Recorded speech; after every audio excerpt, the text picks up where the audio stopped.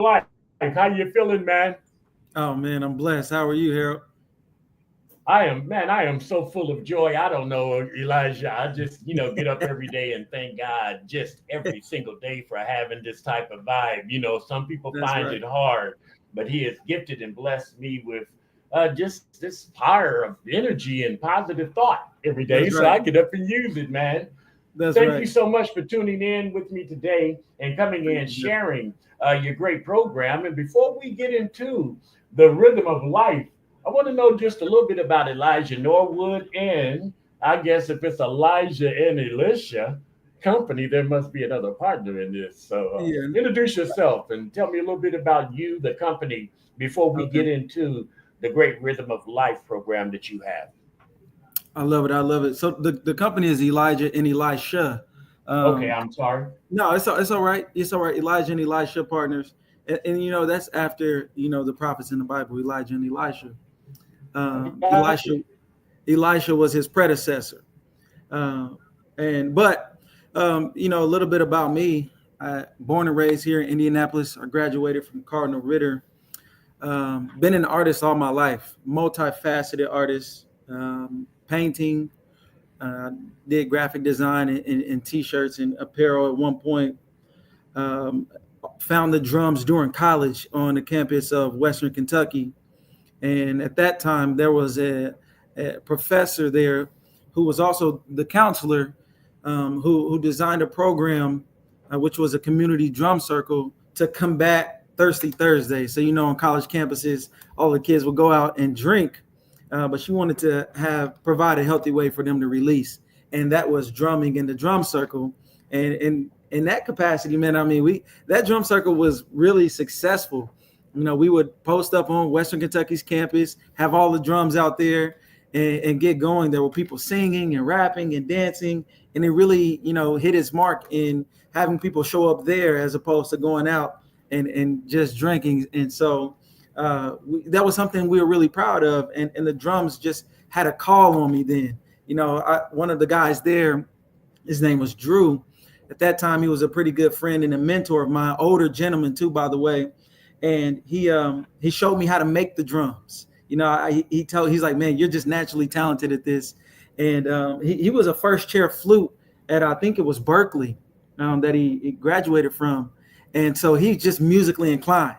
And I would back then I didn't really have any training. He ended up training me, but he would just be going on the drums and leaving me in the wind. And I'm looking at his drums and his hands. I'm trying to figure it out. And so, being a young man who, and just as a sponge, I'm like, man, you have to teach me, please. So he would have me over his house and we would just play and naturally learn each other's rhythm. And I would learn all the hand patterns from him. He gave me all the study material, and just wanted to respect the culture. So he's like, hey, I'm not a djembe fola by any means. There's other master djembes that you should learn from, but here's a direction you can go in. Here's how you can look them up, and here's a couple people's names. So he put me in touch with a couple of masters, and I talked with them, and he ended up showing me how to make drums. So my whole fleet of drums was pretty much handmade by him and myself. Um, This is incredible, and I don't mean to put a pause on this, but give me an idea of when you graduated from Cardinal Ritter, because I've been around a little bit and have some Ritter alums that you probably are familiar with. I graduated in 2011.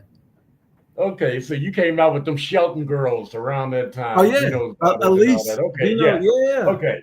I know But the Elise. one I was thing in that I Alana's love, the class. Excuse one me, thing sir. that I love about what you've done is not only have you inherited a passion that is become your art, but showing individuals how, man, we all have this embedded gift inside. And when you go chase it, great things happen. So Mhm. I have an understanding now of what inspired you to create it. When did you come to understand that this could be something uh, to develop and bring relationships with aging communities as part of this initiative? At first the bug started around that same time. In college. I think, well, fast forward a little bit of time, it may have been 2016 or 2017. I started taking the drums into some nursing homes, and just me and where my heart is. I've always had a passion to serve underserved populations. And I've always looked at my art as a vocation. You know, I've always wanted to use it to help some sort of cause, and and just do my little part in the world. You know, that's just a part of my heart and what I feel like I've been called to do. And so, and for that reason, I became a teaching artist instead of, you know, like a commercialized artist. Even in the painting realm, you know, I decided I wanted to teach and do workshops. That just fulfilled me a lot more. But fast forward into 2013, there was a grant the Lifetime Arts released, the Lifelong Grant, and it's a creative aging grant. And I applied and was awarded the grant, and you know, applied with a little bit of the program that I have now. I mean, I had been doing 6-week, 7-week, 8-week workshops, but obviously just, you know, from a strategic standpoint and thinking about the population, you know, how can the drums actually help that specific population? And then just putting a little bit of my personality and my style into it. And you know, it's really evolved into something that I'm still learning every day, the impact of the drumming, you know, and that it's having on older adults. And this has become, you know, my passion, specifically working with older adults, because, you know, it's just something when you're a young person like myself, that older adults, the wisdom that they give to you, it just helps you in life. You know, a bunch of. Oh, bro, we getting ready to hook this thing up because I need your energy, and I've got some wisdom to throw back at you, little brother. You But know, what I'm hearing is that you are part of the speaker series for the Center on Aging over at the University of Indianapolis, and you will be presenting this next Tuesday at 7:00. And I've been giving that out to the public to learn, but this is more than a speaker series. You are actually incorporating your drumming with the audience. So tell me about how this goes down, Elijah. Yeah, so of course I can't give you my secret sauce. You know, you have to show up. You have to show up to get the secret sauce. I'll be there. But basically, you know, it's drumming is a communal music making experience, and every facet of it can be communal. And so I never want to just be on a stage and teaching and preaching about it. I want people to actually experience it and have an instrument in front of them, whether it be a drum or a shaker, some form of percussion in front of them, to be a part of the discussion. That's kind of what we say in the drumming world, right? It's, as a facilitator, it's not about me. It's about we. It's about the group, you know. And if I can remove myself from the group, that's when the power of the drum circle is really illuminated. And so as I'm on stage and I'm talking about the benefits that drumming has, my goal and the intention and the way that it was designed was for people to be experiencing it in real time. And you know, that's the best way to present this art form. And what you are really doing is going all the way back to the root from our motherland, from, you know, Africa and the Caribbean islands, and music was our way to socialize and gather. It was an everyday part of the element of how we lived.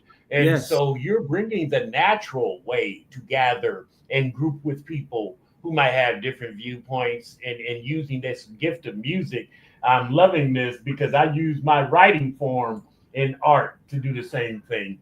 You know, how can we create words? And I have a saying that was so funny. You said you can't save the world. And I write poetry, and I said the words I write might not save the nation, but the world can be full of this wordspiration. You know, do your part, so to speak.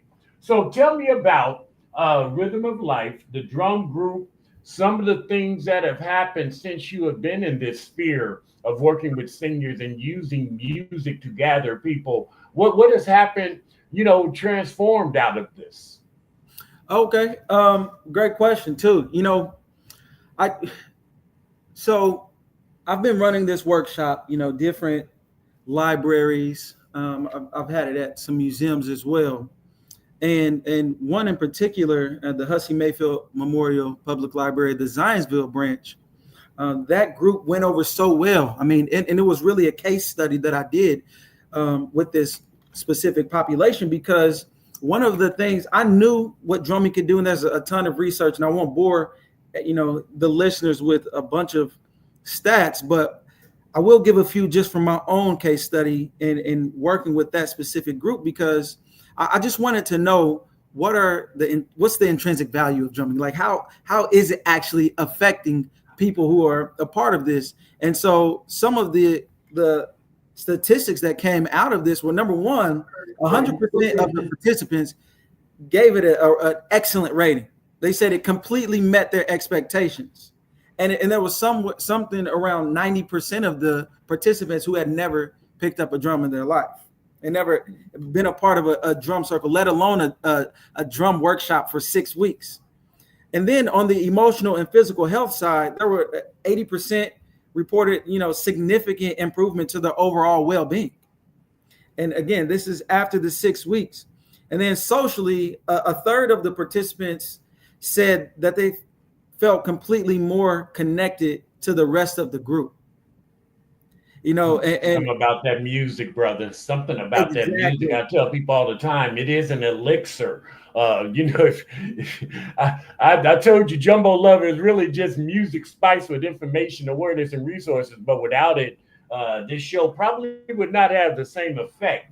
So you are going into senior assisted living homes. You're going into organizations that, because I have a plethora of spaces and places. I think that we can use your drumming and this therapy is what I'm really listening to. And so we're going to catch up after that. But for those working in aging community services, how do we contact you? How do we make this happen? What is the length? Is it a course? Is it a one-time presentation? Tell me a little bit about it. So at the Aging Speaking Series, of course, this is going to be a one-time presentation, but we have, a plethora of services. I really like to say that, we are solution-based. And what that means is, we like to provide our services as a solution. So that could be a one-off event, 1 hour team building event, or that can be, something like 4, 6, 8 weeks of a workshop. And that's all based on the organization's goals and what they may want. Anyone can get in contact with me at E Norwood. That's my first initial of my first name, E, and then Norwood, my last name, at Elisha, ELISHA Partners, PARTNERS.com, or always give me a call at area code 231-327-8005. And I would love to share in music and rhythm with anyone that would see fit to have this program a part of their initiatives. Well, I'm definitely going to share your contact information because my listening audience, I'm already getting a few texts just to let you know. But again, you can hear more about the Rhythm of Life Creative Aging Initiative featuring my brother right here, Elijah Norwood. And as your bio is saying, you're a dynamic award-winning facilitator. And you are, a consultant specializing in using the arts to make sure that we integrate the senior community. So this event takes place next Tuesday at the University of Indianapolis campus, 7:00 p.m. to 8:30 over at the Schweitzer Student Center, 1400 Campus Drive. And there are refreshments. And if you want to contact Becky Fee, my dear friend Becky Fee, you can email her at feer@und.edu or give her a call at 317-791-5930 if you want to be a part of this. As we close out, Elijah, I want to thank you again for coming in because we need more brothers like you and sisters like you. I tell people at 66, man, we need every demographic and age group to come together to make sure that seniors are loved up and taken care of and staying young. And I know the more young brothers I'm around and young sisters I'm around, the more fresh I feel. So having young blood in this game, making sure that our seniors are recognized is important. So I just want to thank you for that. I love it. Thank you, Harold. We want to do more of this. We're going to contact and stay in touch. We're going to make sure that you bring your initiative to the people where you're going to be and how other organizations can take advantage of this great service. Thank you, Harold. And thank you for that recognition. As a young artist, I really didn't know how to find my way in becoming what I've become, I guess. And so hearing that recognition it lets me know, I'm successful right now as I sit here. And Right. so You I don't appreciate even understand how, I appreciate if that. I didn't have these glasses on, you probably see these tears. I'm gonna send you some art as soon as we hang up because I have art. I've turned my poetry into music Love it. using new school tools with some old school rules. So I'm gonna share that with you. But Love it. again, Elijah Norwood, if you want to have him come into your facility and make sure our seniors are loved up, you can give him a call at 231-327-8005, or you can email him. Give him that email one more time, Elijah. It's enorwood at Elisha, ELISHA partners, PARTNERS.com. Continue the great work, my brother, and I will see you next Tuesday. All right, Harold. See you next Tuesday. Thank you for Gumbo having me. Love live on the Senior Scoop. That is Elijah Norwood making great things happen in our senior community. I'm going to get back to the music, and then we're going to continue with the senior.